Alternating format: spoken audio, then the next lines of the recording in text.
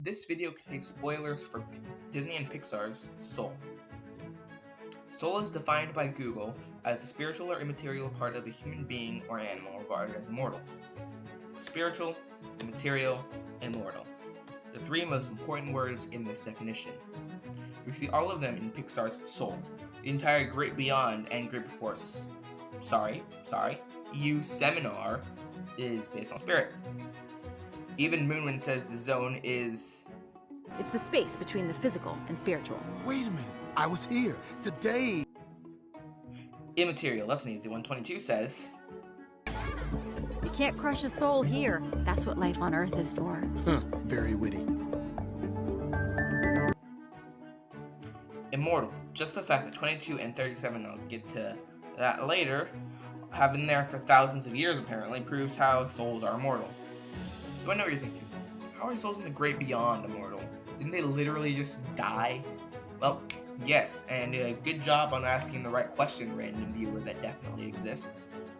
One of the many questions that I will be answering in my review of Soul and how I think it fits into the Pixar Theory.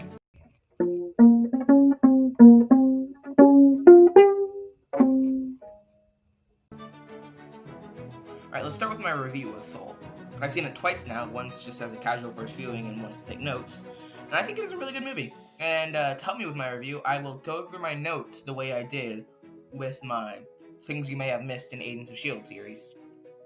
The first thing I noticed upon second viewing was that the middle school band was playing Things What Ain't What They Used to Be by Duke Ellington.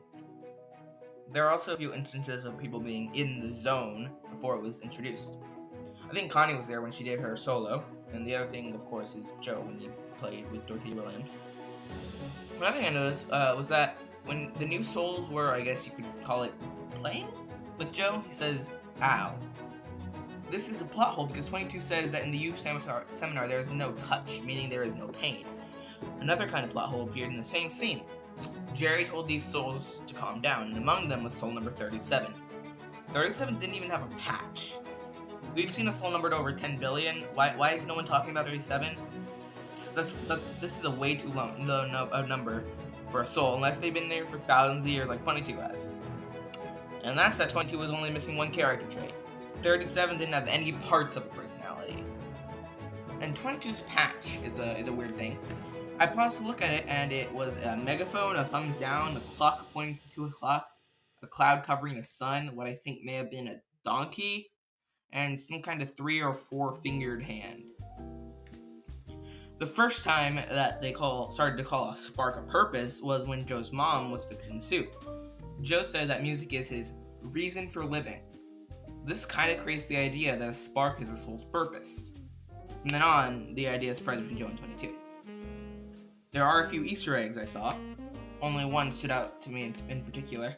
It was a sign in Joe's mother's sewing shop that said "Sewing mends the soul." This is a very interesting thing to say in a movie like this. It kind of reveals her spark, while also suggesting that the events in the youth seminar are actually real. Or it could just be a fun nod to the name of the movie. Who knows, right? Anyway, something I really wanted to give my opinion on was Dorothea Williams' fish story. I think what she was trying to say is that even if you got what you wanted, you still want more. This was the case with Joe, because, and actually my mom pointed this out to me, he said that he would die a happy man if he got to play with Dorothea Williams. Then, right after he played with her, he basically died, though he wanted more. This is supported by the fact he was actively trying to get home even after he got what he wanted. First practice was his ocean that he thought was water. I already got through all of my notes, so yeah, now I'll actually review the movie. I really enjoy this film, even though I didn't think I would. I didn't think I would. It was a window to a whole new existential way of thinking, and I find it to be pretty impressive for a Pixar movie. An animated movie targeted at children. Okay, interesting. The story definitely wasn't its best quality. It was pretty good though, but the way the story delivered the message was perfect. The humor was actually pretty good at times, and the movie kept me entertained and wanted to watch more both times I saw it. I think I'll give Soul a solid 97 out of 100. There were a few weird spots and plot holes in the film that knocked it down a few points, but other than that, it was great. Actually, one of Pixar's best films to date. Now, time to answer the question you all came here for. How does Soul fit into the Pixar theory? For that, we turn back to the unanswered part of the definition from the beginning of this video. Immortal. How are souls immortal? Well, let me tell you about a little film called Coco. In that film, young Miguel is transported to the land of the dead where people's souls, represented as skeletons, go after death. There's a bridge that links the land of the dead to Earth, a place that connects life to death, and the main character of a Pixar movie crosses who's just trying to get back home. Where have I heard that before? Oh yeah, that is the entire premise of Soul. The bridges to the land of the dead and the conveyor belt to the great beyond are basically the same thing. It means the land of the dead and the great beyond are also basically the same thing. The problem with this, though, is that one is a giant orb and one is a very colorful city. Though I still think the great beyond and the land of the dead are the same place. Sort of. What you gotta understand here is the entire Pixar memory. The Pixar theory is based on memory. Memory, and in this case, I guess, beliefs, but I'll get to that. Human memory is what keeps people alive in the land of the dead, keeps toys alive, according to the Pixar theory, and it even keeps the monsters alive, also according to the Pixar theory. It's time-traveling doors. They go through doors in the Pixar theory. According to the Pixar theory, the monsters travel through time-traveling doors to collect human screams, and yeah, it's kind of like they survive on memories of the past. Anyway. So if memory applies to death, already applies to death in Coco, why shouldn't it in Soul? Memory decides your experience with the great beyond. What you remember as your beliefs is what decides your experience with the great beyond. So like if I was to die, I'm Catholic, so if I was to die in the Pixar universe, my brain would probably be a stairway to heaven, a literal stairway to heaven. Catholic heaven, land of the dead, and the great beyond in this theory, right? They're all the same place, right? Well, where's my proof? Well, as Picard and Brothers suggested in their video, the only people in the land of the dead are from Mexico. And the most famous in the land of the dead is Ernesto de la Cruz. And how is he the most famous? Out of the entire world, he is the most famous person ever. Out of all the people who've ever died, that doesn't make any sense. He's pretty much only famous in Mexico.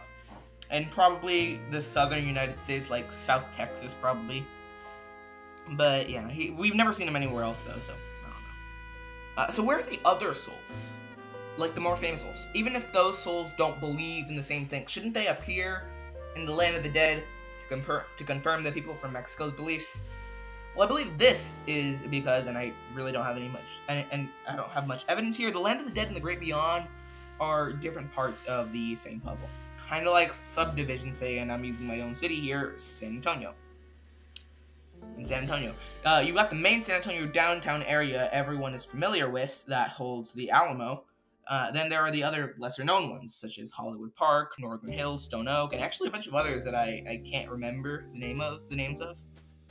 It is a similar thing with where the soul goes after death in the Pixar universe.